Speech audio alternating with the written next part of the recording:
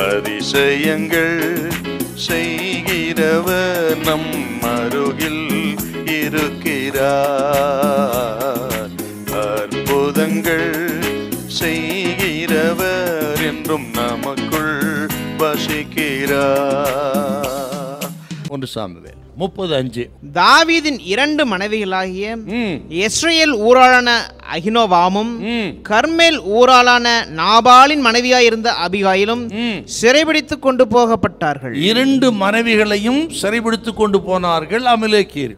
குறிப்பா ஏன் பரிசுத்த ஆவியானவர் எழுதி வச்சிருக்கிறார்னா, இந்த 2 மனைவிகளும் தாவீதுக்கு சட்டப்படியான மனைவி கிடையாது.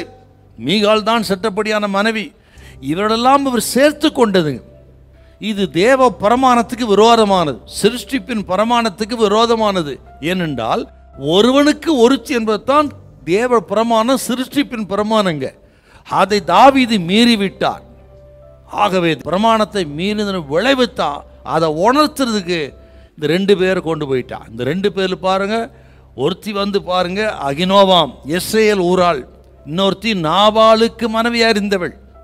உணர்த்துறாரு, தேவ ஜனமே அடுத்தவனை பார்த்து உங்களுக்கு இருக்கிற பரிசுத்தத்தை இழந்துடக்கூடாது. அப்படி எந்த நிலைமையிலும் நாம் கர்த்தருக்குள்ளே இருந்து கொள்ள வேண்டும். இதுக்கு தாங்க அனுமதிக்கிறார், சும்மாலாம் அனுமதிக்க மாட்டாருங்க. இப்படி நெருக்கம் வந்த பொழுது கூட இருந்தவளை எல்லாரும் எதிர்த்தார்கள் தாவீதை. இந்த தாவீது தான் காரணம் என்று தாவீதை கல்லெறியும்படியாக துணிந்து விட்டார்களாம். என்ன ஒரு துயரம்! இவ்வளோ கூட இருந்தவங்களாம் காப்பாற்றிட்டு இருக்கிறாரு. ஒரு சோதனை வந்த பிறகு தாவீதையே கல்லெறிய துணிந்து விட்டார்கள்.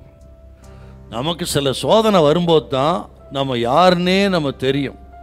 எத்தனை சோதனை நெருக்கம் வந்தாலும் சரி, நம்ம ஆவிக்குரியவர்களாக இருக்கணுங்க. இன்னும் சொல்லுகிறேன், எத்தனை நெருக்கங்கள் வந்தாலும் சரிங்க, சோதனை வந்தாலும் சரிங்க, நமது நஷ்டத்தை நமது கோபத்தை எல்லாம் நியாயமாக தான் வெளிப்படுத்தணுங்க.